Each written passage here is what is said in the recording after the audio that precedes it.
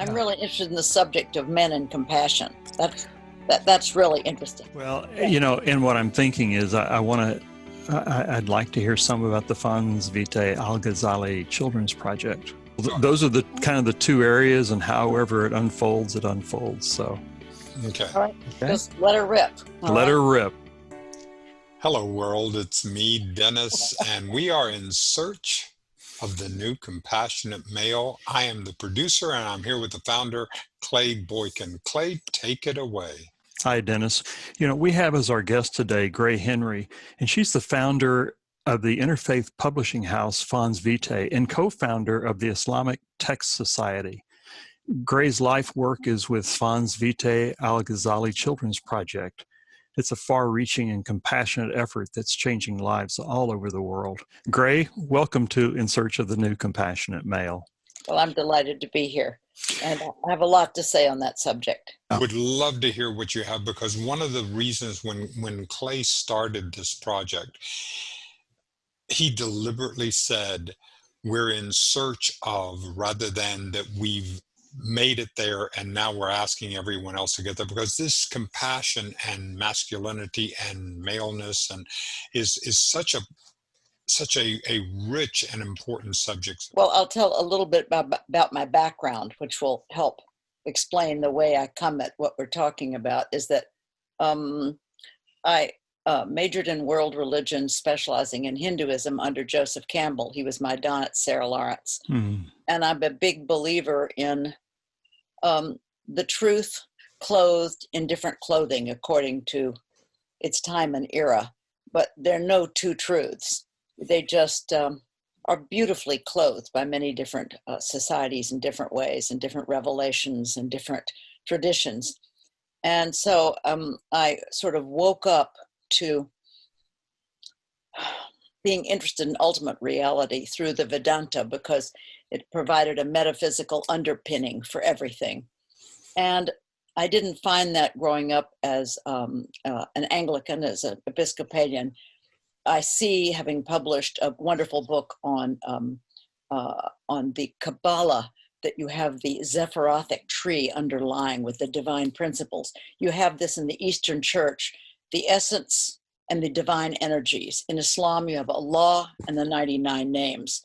So we're looking at underpinnings of a system which then gets clothed in, let's say, divine qualities, because we're getting into this with the compassion, right? That's why I'm bringing this up, is that in all the traditions, the divine is seen as, well, in Islam, as the all-merciful, the all-compassionate, right?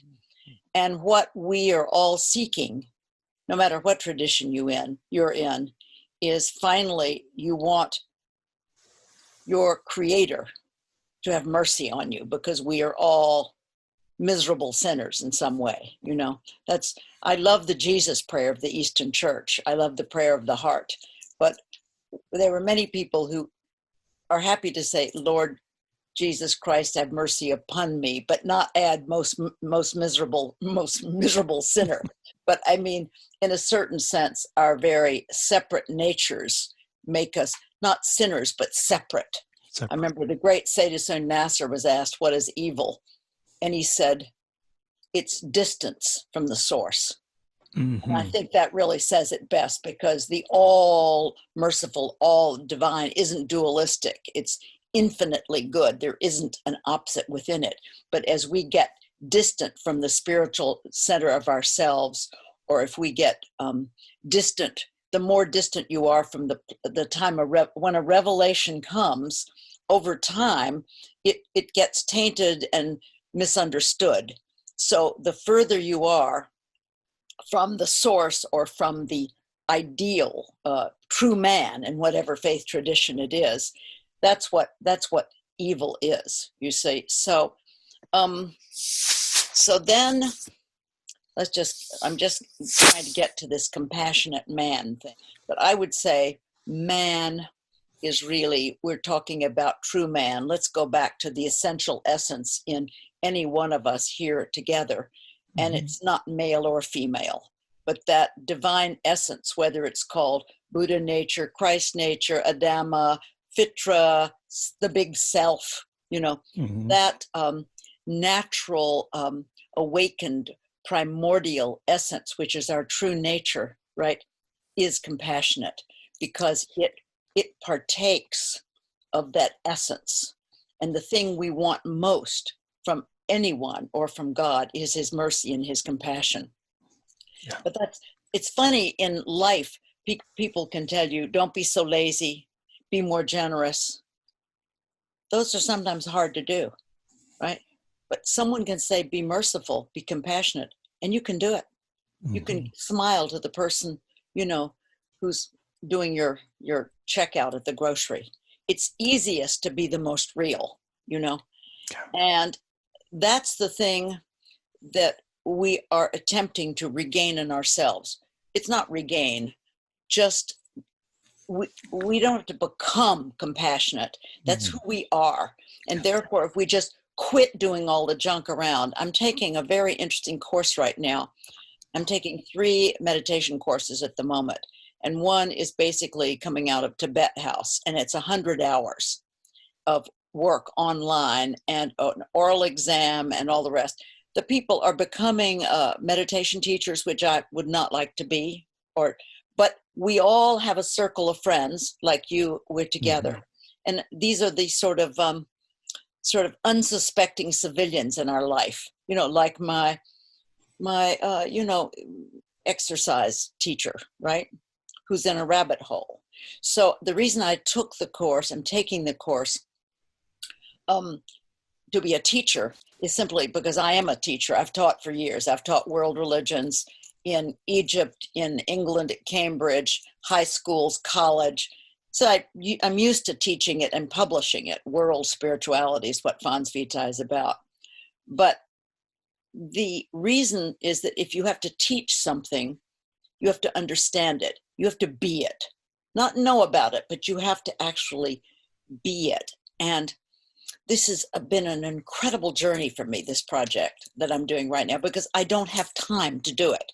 I work 13 hours a day with publishing and other stuff.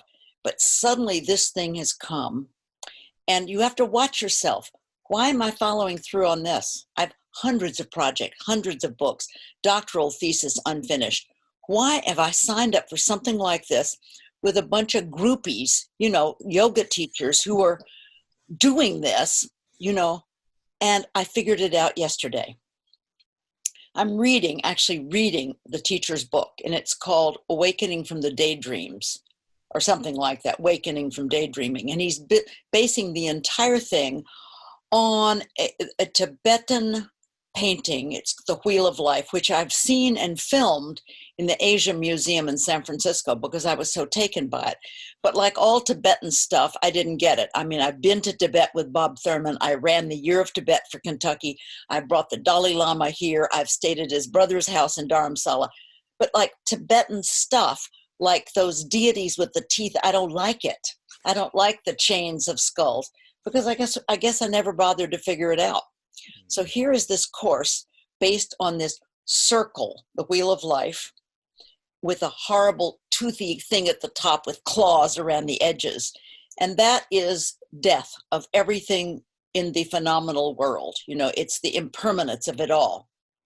And then in the center of this is the rooster, the snake, and the pig, and they're all tailed up. And these are the 3 things of grasping, holding on to things, wanting what your ego wants.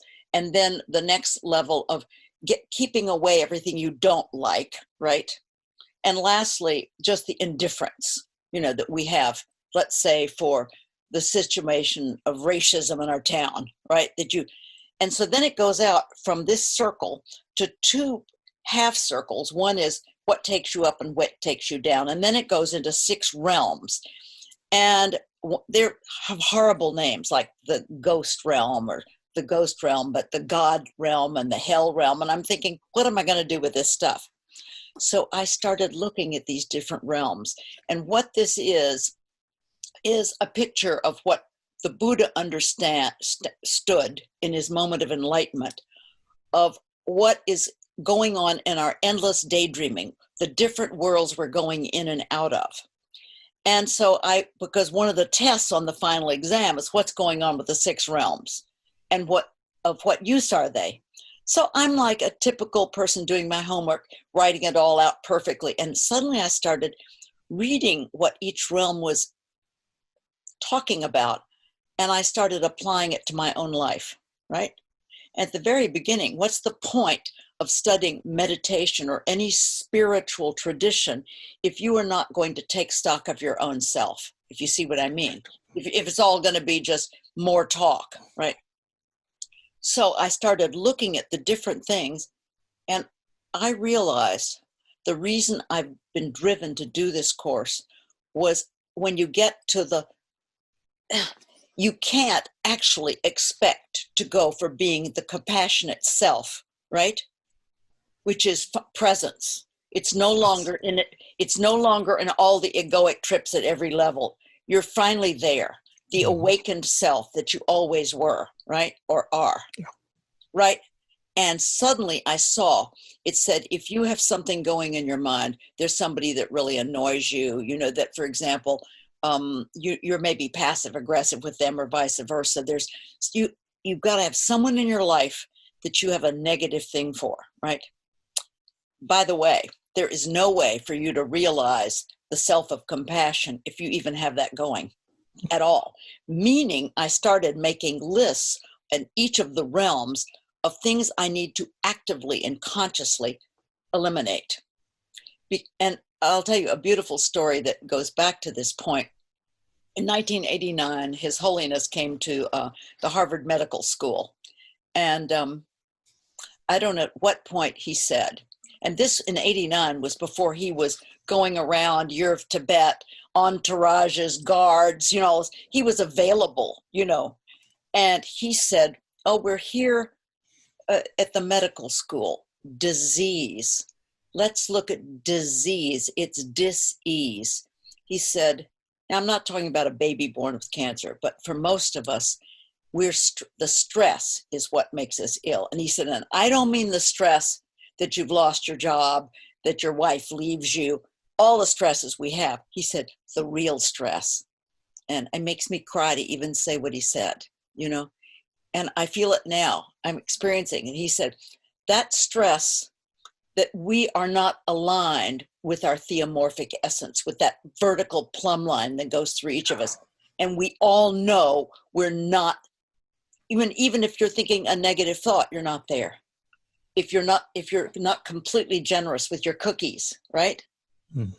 You know it. And it's, you know, there are many ways of speaking about your conscience, reminding you in Arabic, it's the blaming self. You have 3 selves. You have the lower self, which thinks of itself first, like the egoic self. Then you have the blaming self, like the conscience that says, oh no, you really ought to visit the friend in the nursing home, right? But then you have the real self, the true self, which is the mutma'inna, which is the soul that is content and at rest. It's the true essence. And it's watching, right? It's watching. When you're lying in bed and you think, oh, I'm going to get up at 5 a.m. and do some prayers or meditation. And then your lower self says, well, just stay in bed a few more minutes. You know, it's like in the Ghazali project, I had the child lying in bed and the mother comes in and says, get up for school. And the child thinks, I'll pretend to be asleep, right? But then the child also then has the thought, well, once I'm up, I'll feel fine, right? But there's something that can watch that. I mean, I can watch that conversation in myself. I can watch myself making the decision to do the right thing, then thinking I won't really do it. But so that self is the compassionate self that we're talking about. And it's aligned with our oneness of being. It's beyond the duality of men, women, or anything. It's the true essence of everyone. I had the great blessing of living in Egypt for 10 years. After Sarah Lawrence, I worked in filmmaking in New York City. We did all the psychedelic films for Timothy Leary, and we had a lot of fun, did the Buddha show and all the different shows. And then that wore thin. And although we were all looking for enlightenment, we all had Hindu masters, we all did the whole bit, right? And then I was married to a Venezuelan film director for a quarter of a century, actually, who was interested in saints and sanctification. And he wanted to be like St. Francis of Assisi. But when he mentioned this, in catechism classes, his priest said to him, to the boys, what do you want to be when you grow up? And they all said, doctor, lawyer, fireman. And Fyodor said, that's not be, that's do. I want to be like St. Francis of Assisi. And the priest said, but my son, that is only for the elect. So he dropped out. He thought, I don't need all of this, masses, etc., if it's not headed for this point. And even as a child, I read and still continue to read Lives of Saints. I don't read fiction. And so I've painted triptychs, that kind of stuff. And so in the late 60s, he was reading in the New York Public Library, and he read a book about the living saints in North Africa, that every village had its living saint. And like, we're into the saints like, yes, Mother Teresa has been canonized, but saints, like, aren't they dead and gone?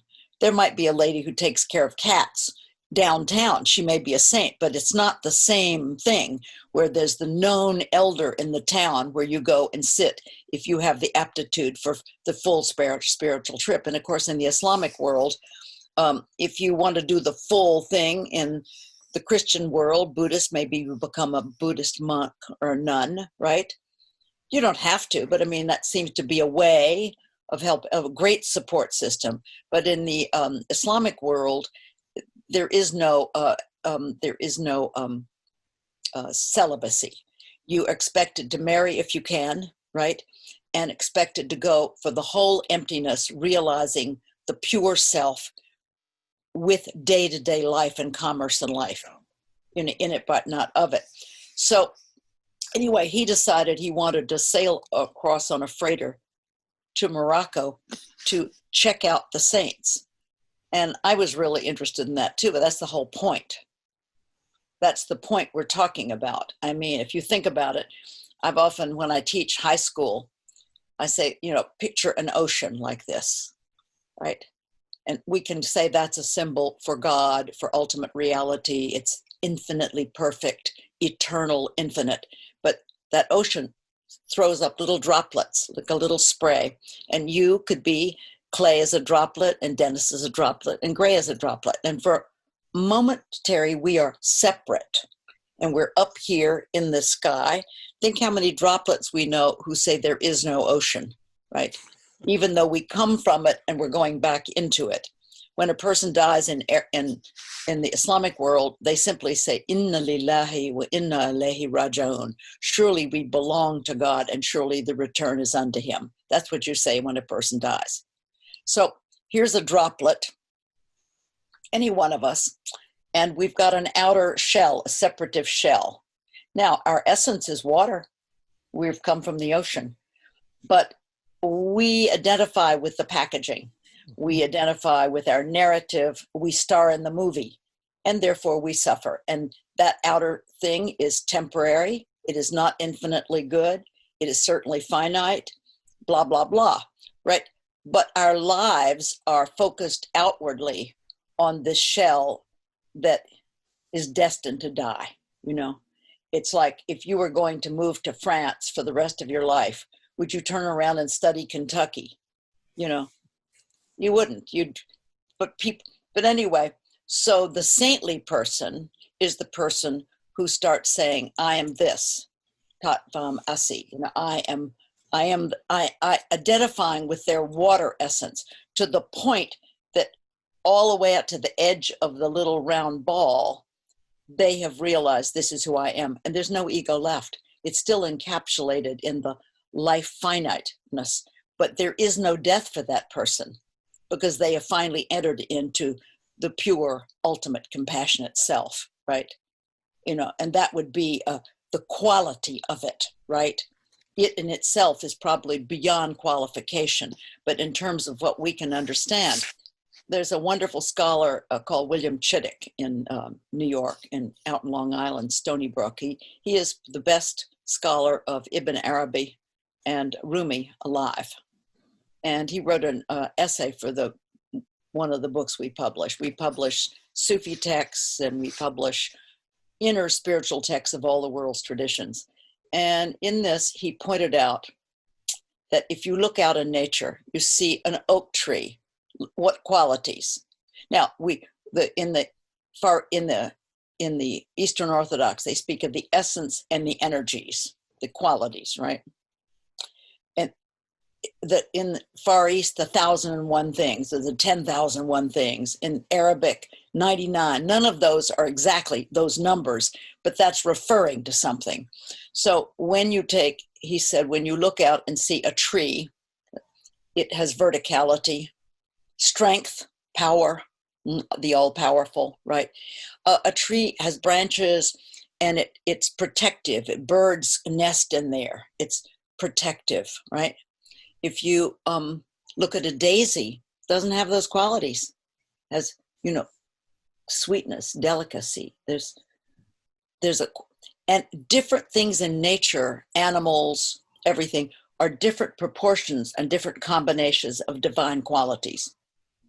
But when you say the name God, Yezu, Ram, Allah, the divine name contains all the other essences and qualities. So that when you say, if you're a person who does invocation with a mantra or a mala or prayer beads or rosary or whatever, I wrote a video once called The Universal Use of the Rosary, yes, showing how it's been used in all the traditions. But basically, when you say the divine name, that contains the entire manifested creation. That's a pretty far out thing to be able to do if you think about it. But there in essence, and what we can understand, is the compassionate, the merciful, which it makes it in something we can look, we can grasp, we can go for. But what I'm saying is that in terms of universal man or every man, or as Ibn Arabi would say, insan al-kamil, perfect man, that what we're looking at here is that if we could all make the effort in our spiritual meditations to sort of defeat the 6 realms of diversion and ignorance, and I can think of, do I grasp? Well, I'll tell you occasionally. Once there was a title I wanted to bring out and some other publisher got it. I felt grasping. It wasn't exactly envy, but it was yuck, and there it was, So you think you're getting away with murder, but you're not. And so the Ghazali project is really interesting. When I was 22 in New York City, I happened to read Abu Hamid al-Ghazali's Munkid min ad-Dalal, his book called The Deliverance from Error. And he lived from 1058 till 1111, big influence on Aquinas. And his autobiography made my hair stand on end. I didn't know anything about the Islamic world in the 60s. It wasn't even taught at Sarah Lawrence in World Religions. Really? No. I wasn't included. I thought it was something like camels and harems and 1,001 nights. There was no oil discussion, It was wow. think of what you understood about the Islamic world in the early 60s. Nothing. There was some Pakistani who I knew who was into Sufism, but I just didn't even ask what it was, And people weren't reading Rumi or any of that stuff back then. Oh, no. We had the Ed Sullivan show, and the guy that would do the plates, and they had a music called Whirling Dervish. That was the only word I even knew, because it da da da da da da da da da da da, and I didn't even know what that was. And that was my only, and I grew up in a very enriched upper middle class, white, privileged area. Nothing. Well, we saw TV come in, Ed Sullivan, Zoo Parade, Omnibus, the Roy Rogers or whatever it was. But so anyway, so with Ghazali, so I'm sitting reading my Hindu books, 42nd and 5th, pulled over this Ghazali's Deliverance from Error. And he said in his autobiography, I'm on a crumbling bank. Up, up and away, if not now, when? And what he was speaking to was, he was born of a poor weaver in Tus, in present-day Iran.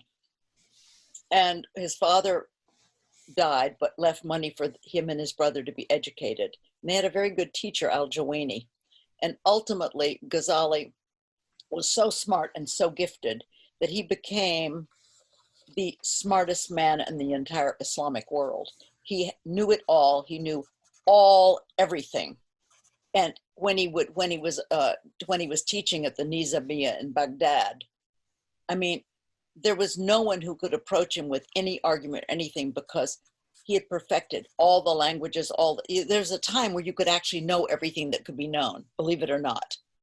Isn't that interesting? I mean, the books you could, and he started noticing he was teaching religion, but he noticed the pride in himself, that, he had, and then he had the thought, up and away, I'm committing spiritual suicide. I am a hypocrite. I am telling people not to have pride, and I'm experiencing it strongly in my heart. And then he had the thought he should leave. But then he thought, I have a wife, I have position, I have 2 daughters. I'm the creme de la creme. Then one day, God in his mercy and compassion, right? When Ghazali went in to teach his class, his voice was taken away and nothing came out. And the doctor said, there's nothing physically wrong with you. So he bade goodbye to his wife and daughters to make a pilgrimage, right? And he went to Damascus, and he got a job as a janitor in a mosque. The temptations when he heard people talking to correct them or to tell them what were wrong. But what he realized, now this is the 1000s, Islam gets going about 620, something like that. So we're 400 years into Islam, right? And he says, my beautiful faith tradition is going literal. This is 400 years in, people are following it literally, and it's not literal. It relates to infinite, divine, everything, inner meanings. So he wrote, in 10 years, he wrote 40 books. It's called the Ihya Ulumuddin, the revival or the revivification of the Islamic sciences. And he goes from what is learning to death. And he went through the entire Islamic faith tradition. And it's, by the way, any faith tradition. It's utterly universal stuff. And he puts back in the inner meanings of the whole thing. And this, I've seen one of the originals in Sarajevo, in one of the great libraries there, that was written at his time. But these 40 volumes, right, of course, in Persian and Arabic. And over years, we've seen bits of them being published in Pakistan, different places, different qualities, different strengths, because you can't have somebody who's a translator or an engineer translate Ghazali. If you don't get that, if that's not where you're at spiritually, how in the world do you know what he's talking about? You see what I mean?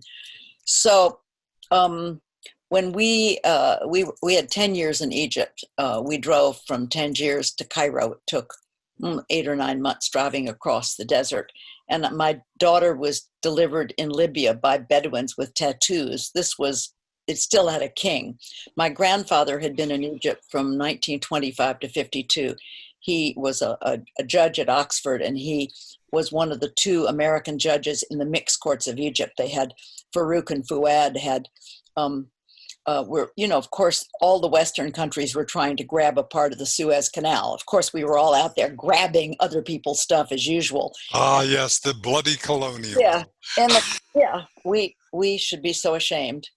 And so he had been out there for 27 years as a judge with my grandmother from 25 to 52. And my godfather, Judge Brinton, was still in Cairo. He was there 40 years.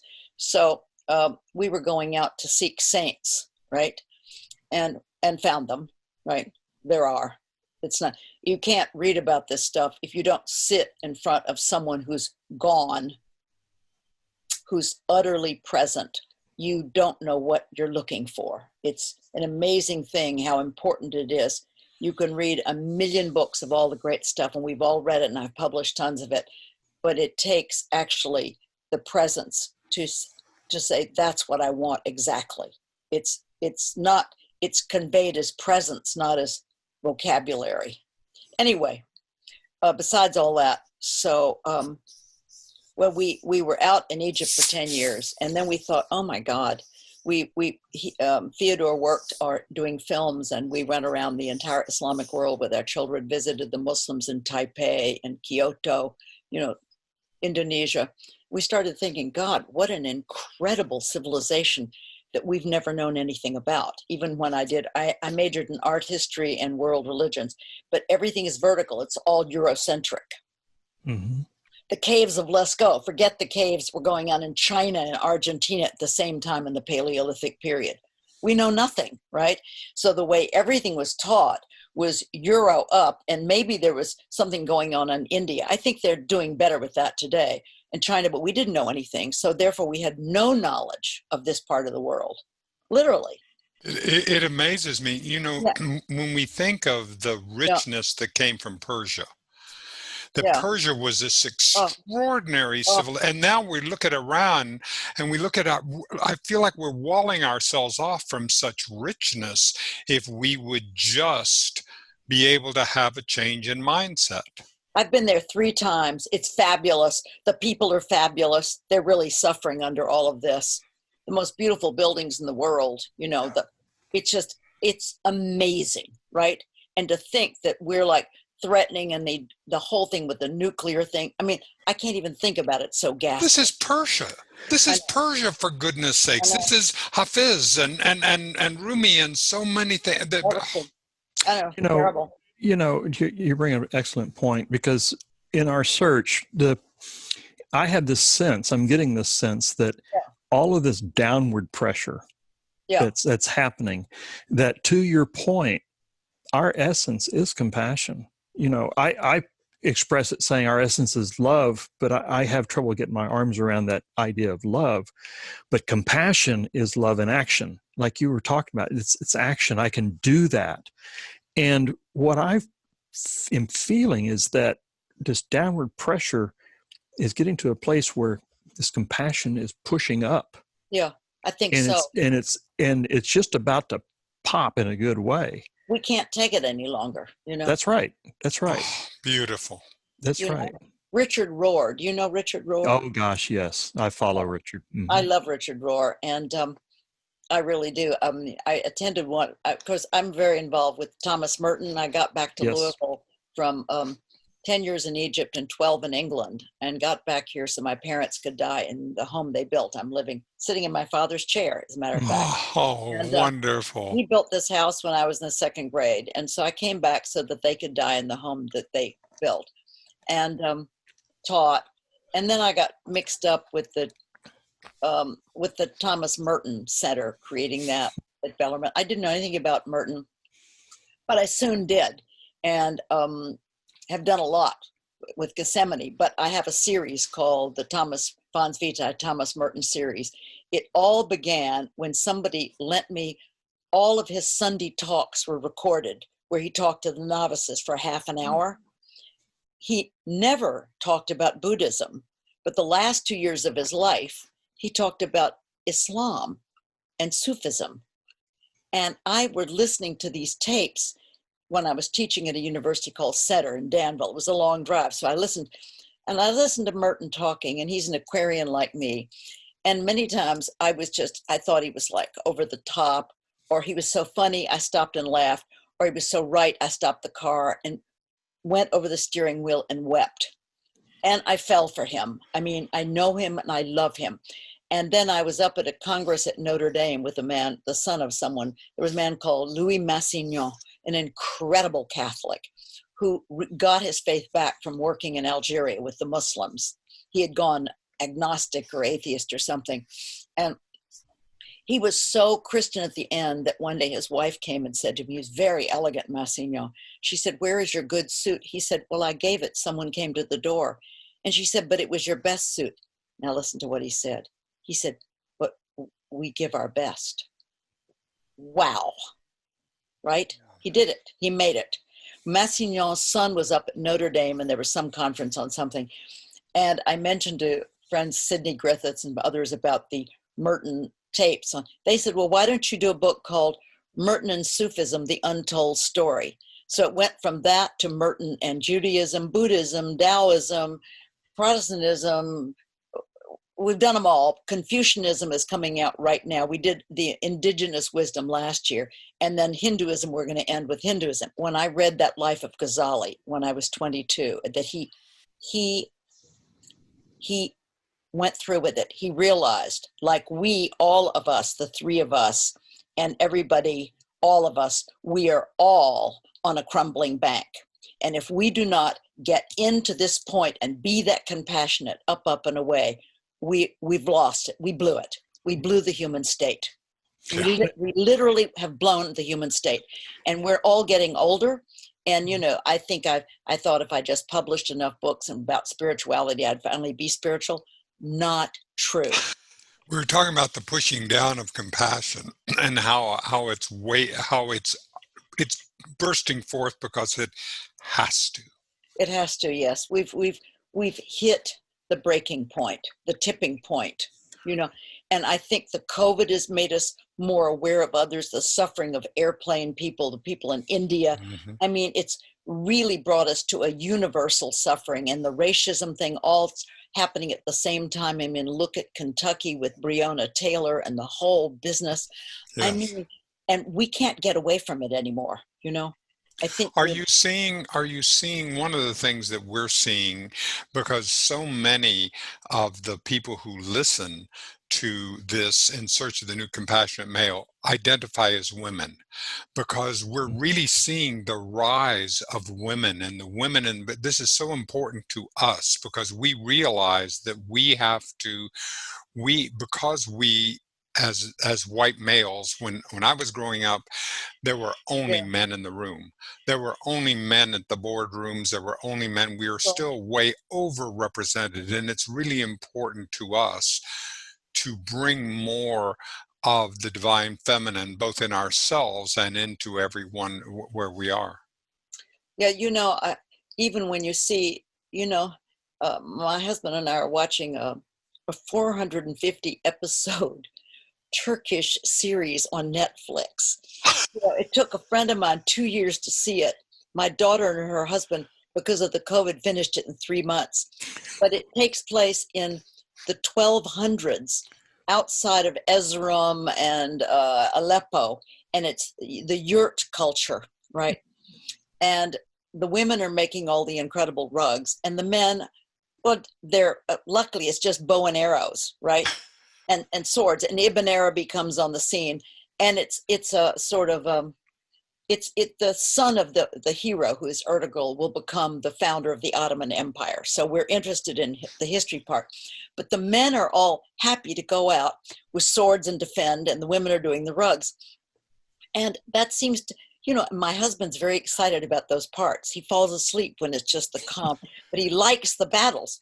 So we have running our countries all over the world, people that are ready to gear up for that, right? And women wouldn't do that. You know, we're the nurturers. We are your mothers, right?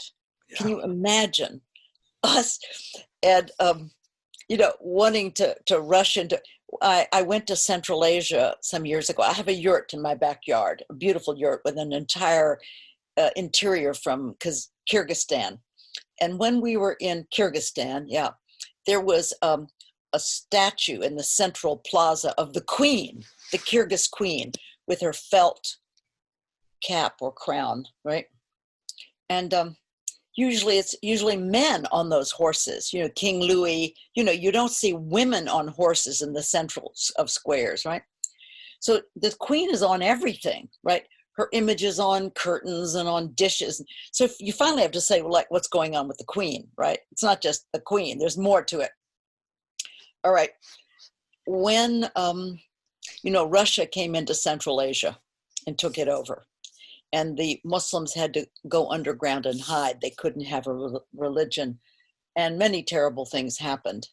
And in the end, as they took over, the Kyrgyz queen, she made a truce with the Russians. She made peace and agreed to things, right? And her son, the prince, being a man, right, couldn't bear it. And one night he snuck out and slew a Russian army officer. The peace is broken, the treaty is broken.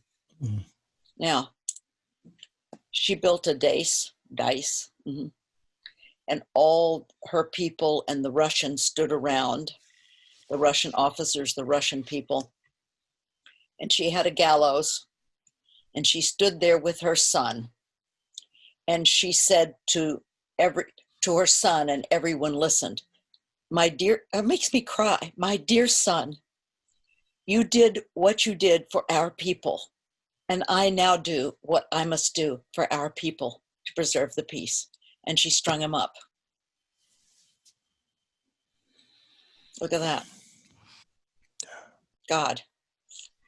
That's compassion. Yeah. Finally. Yeah. She went beyond her egoic love of her son to peace for her people. And guess what? The Russians are gone today, and they got their country back, and now they're doing their thing. Patience. We can't be patient if we don't trust there's something to be paid. There's some end that is real and that is something that can come about. Do you feel, Gray, in this connected age when you can, I mean, we've gotten a chance to do podcasts with people in Tanzania and Sardinia and all around the world, that there is that consciousness has been let loose, that something very positive is happening in our ability to connect. I realize that everything's a double-edged sword, but there appears to us to be an impetus. I think so, but you can't tell. Maybe every age has this, maybe everything is just a repeat in different clothing. Is that I have a friend, Hamza Yusuf. He's the head of a university in Berkeley called Zaytuna. And Hamza Yusuf, he one day said, the children in the Islamic world, they're being educated. They're just memorizing stuff, memorize scripture, do this, do that. Don't forget to do your prayers, all the rest of it, right? But it's all about doing and not understanding the inner meaning of it, the transformative spiritual meaning. He said, you really, and I've been publishing Ghazali for years. In England, we did the book of death, and we jumped around because we now have access to the 2011 most incredible critical edition, all in leather, of the best of all the Arabic manuscripts. It's all together. So we're using that and doling it out to scholars to put it into English. And then I take the English, this took 8 years, took the English while the editors are working on it for another 3 years, making sure every reference point is correct, everything that's quoted in scripture, that it all is true. And then I took these books, which are way over my head, by the way, and then read through and circled all the key points, and then selected the scriptural passages to use and the stories. Now I see where Rumi got all of his stories. They took everything from Ghazali. And then I had to sit down and figure, how am I going to say this to a 6-year-old? Can you imagine taking metaphysical theology? These books were written for theologians, not for children. And I found what it did was I had to put it into the language that I actually speak. When you're thinking, you're not thinking the transcendent yet immanent, that's not the way you think. You think, oh, haste makes waste when you fall over the wastebasket, right? So the language we speak in ourself is not highfalutin. It's simple. So I realized if it can't be said in children's language, if it can't be understood at that level, it can't be understood. And it was a gift to me, because by having to do, I've done books 1 through 7, and I got a grant from the Templeton Foundation for $750,000, and then raised another $500,000, because printing these children's books and these workbooks and these teachers' manuals, and guess what? You won't believe it, but they have gone in. We finished 2 years ago, but I just finished the last book on pilgrimage during COVID. They've already gone into 14 languages. The president of Pakistan ordered the whole set. The Urdu is done. It's going into Uzbeki. Of course, it's in Swedish, Danish. What in the world do you think is going on is this is part of what you're talking about too, the desperation of not knowing the inner spiritual transformative meanings. And I'm telling you, when you hand this to children, it's saying the same thing as this Tibetan thing, okay? That's so hard to understand. It starts out, Ghazali, I'll pretend you all are 5 years old, okay? All right, I'll give you the first 4 chapters that Ghazali wrote for scholars. He said, did you two know that the 2 kinds of learning? And the children like, what? Yeah, like practical learning, 2 and 2 is 4, physics, health. Oh, but then there's the real, the special, the real learning. And then the children think, oh, what's that? That's how to polish your heart. What? Oh, you didn't know you have 2 hearts. You have the physical one that pumps the blood, and then you have your real heart, your golden heart. And that's what we know in every tradition as the Buddha nature. It's the heart. And how many traditions use the heart? The sacred heart is their symbol anyway, the heart, the core, right? So they say, oh, so the real special learning is how to polish your heart. Well, how's it get dirty? Oh, if you backbite, if you're not kind, if you're selfish, if you don't share, never mind the extensions of that. And then the children say, but why would you have to polish it off? Oh, didn't you know there are 2 worlds? This world we are in right now is brief, right?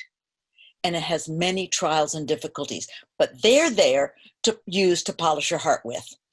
They're all opportunities, and everybody gets a different tailor-made package of problems, challenges, trials, but those are there to polish your heart, because this world is really short, it goes really fast. And then there is the next world, which is forever, and that's utter contentment, utter satisfaction. Well, every tradition has images of hells and heavens and rivers and all the stuff, but I think that state of being, of the ultimate compassionate, reaching the highest level of the qualities of God, or whatever you want to call God, right, is that if your little ball that's up here out of the water, if you've become solidly inside, empty of all but your true nature, right, there is no death, there is no desire, there is ultimate satisfaction, is ultimate contentment. Who knows what enlightenment is? Who knows what realms are? We don't know any of this stuff, but you can see how what that could mean is the same thing, right? So the children, if they're at a level where they have to see something or have an image of a garden with a fountain or trees, fine, and that will last them till they can't deal with that one anymore, or it will last forever, and it's a great allegory or great metaphor or the truth. Who knows, right? So then you've already told a child who's 6 years old everything they need to know. Your true nature is pure. So when people tell you you're no good, you're naughty, you're going to hell, whatever it is, no, that's not your true self. That's just stuff, stuff that you have to work on, stuff that you can get rid of. And all the difficulties you're going to be having in your brief life, these are all spiritual opportunities, right?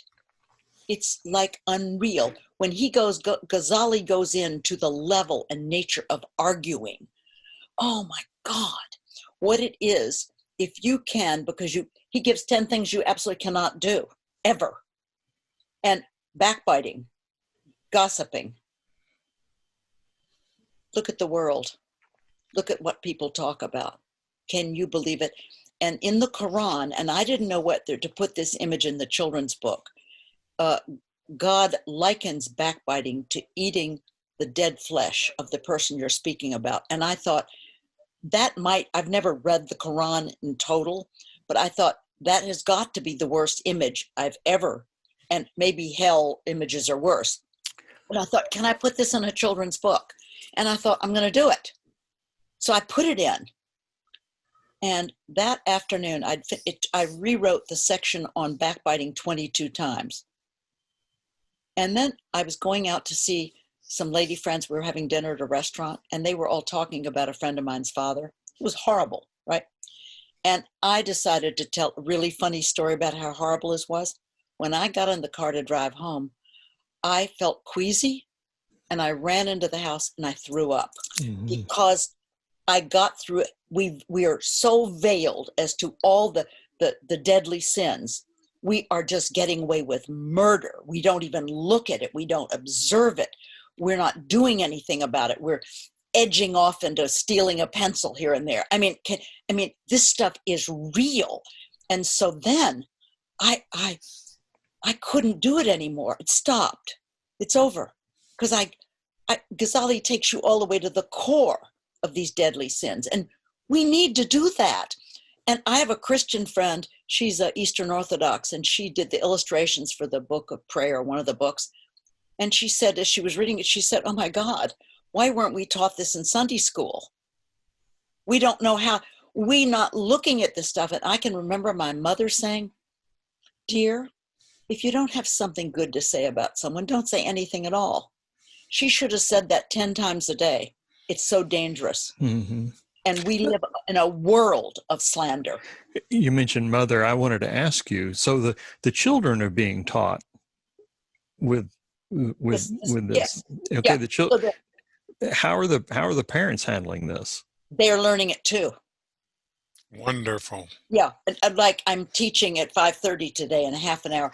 You know how many schools are going on all over the world? We have 450 pilot schools. In Pakistan, in the rural area, the children are really poor, and you should see the murals and the games and the activities that bring all these ideas home. It's unreal. And I'm teaching, some parents called me from Turkey and some Macedonians and Bosnians, and they asked if I could find a teacher for their 8 children. Well, in the end, I said, I'll just teach them because I can't find anyone. But then I do teach on Sunday mornings, kids from Dubai, simultaneously kids in London. But I mean, I'm not really there. The schools are doing it themselves, right?